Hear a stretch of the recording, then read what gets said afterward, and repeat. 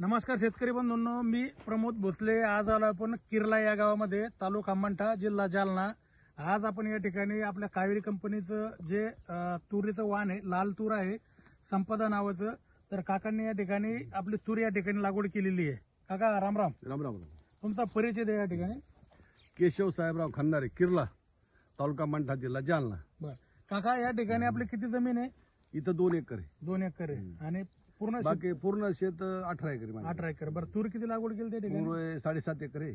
7.5 acre आहे। कावेरीची किती केली? कावेरीची 5 एकर, 5 एकर, 5.5 एकर, 5-5.5 एकर कावेरीची। इतर कंपनीची तुम्ही काही तूर लागवड केलेली आहे। कसं वाटलं काका हे वाण? नाही, चांगलं वाण आहे ना। चांगलं वाण आहे।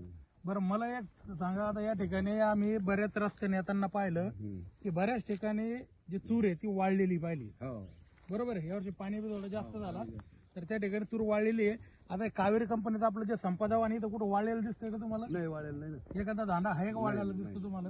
तर कुठेही वाळलेली नाहीये। नाही। आता या ठिकाणी शेतकरी बंधूंना आपण पाहू शकता तुरीचं पीक कसं बहरलं, या ठिकाणी आपण पाहू शकता। हे या ठिकाणी आपण पाहू शकतो, म्हणजे पूर्ण एकदम शेंडे या ठिकाणी खुडली झालेले आहे आपले। हो, शेंडे 2 वेळेस खुडले। 2 वेळेस शेंडे खुडले। या ठिकाणी आपण पाहू शकतो कावेरी कंपनीचा संपदा तूर। काका, या ठिकाणी मला एक सांगा, अजून फवारण्या किती झाल्या याच्यावर? फवारण्या 2 फवारण्या झाल्या आणि खताचे डोस किती झाले? 2 झाले ते। 2 खताचे डोस। आपल्याकडे या ठिकाणी पाण्याचा थोडा अभाव आहे। पाणी जर दिलं असतं तर अजून या ठिकाणी आपल्याला याचा अजून चांगला परिणाम या ठिकाणी दिसलेला आहे, पण पाण्याची या ठिकाणी व्यवस्था नाहीये। पण तरी या ठिकाणी आपण पाहू शकतो की या ठिकाणी एकदम चांगल्या पद्धतीनं वाण जे आपलं संपदा या ठिकाणी आलेलं आहे। काका, तुम्ही समाधानी आहात? हा, बरोबर, समाधानी। पुढच्या वर्षी किती तूर पेरणार आपण? 8-9 एकर करू।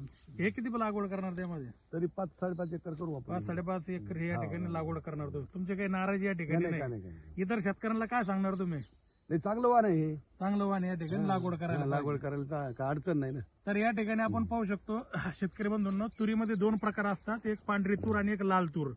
तर या ठिकाणी जी लाल तूर असते, ही लाल तूर जास्तीत जास्त लागवड करायचा प्रयत्न करा, कारण पांढरी तूर आणि लाल तुरीमध्ये, लाल तुरीचं जे पीक आहे याच्यामध्ये जो मर रोग आहे, जे शेंगा लागताना तुमची जी तूर वाळलेली तुम्हाला तुमच्या शेतामध्ये दिसते, तर या ठिकाणी लाल तुरीमध्ये हे मर रोग येण्याचं प्रमाण हे इतर पांढऱ्या तुरीपेक्षा कमी असतं। त्यामुळं कावेरी कंपनीचं हे जे संपदा वाण आहे, हे मर रोगाचं एकदम सहनशील वाण आहे। या ठिकाणी आपण प्लॉट पाहू शकतो, 5.5 एकराचा प्लॉट आहे। कुठेही तुम्हाला या ठिकाणी वाळलेलं हे वाण दिसणार नाही।